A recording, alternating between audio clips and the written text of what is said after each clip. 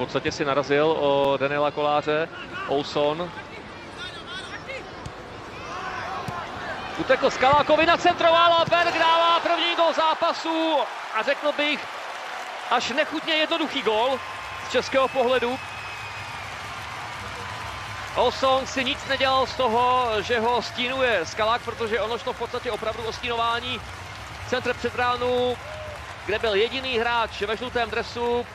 A stačilo to, protože mám pocit, že Marek Suchý podklouzl při jeho bránění a Berg ukázal, že je dobrý útočník, protože míč trefil náramně.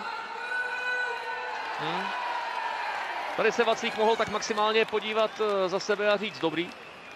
Hezky to trefil. Dělat nemohl vůbec nic.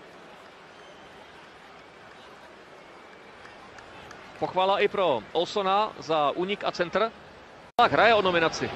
Přece jenom po přestupu do Brightonu jeho zápasové vytížení není zdaleka takové, jak to zvyklí z České ligy.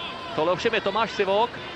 Udělal to výborně a je z toho gól na 1-1. Akrobat Tomáš Sivok si řekl o místo v nějakém hodně dobrém cirkuse, protože už to vypadalo, že přihrávku nemůže stihnout vrátit před branku, ale to byl tedy majstrštyk.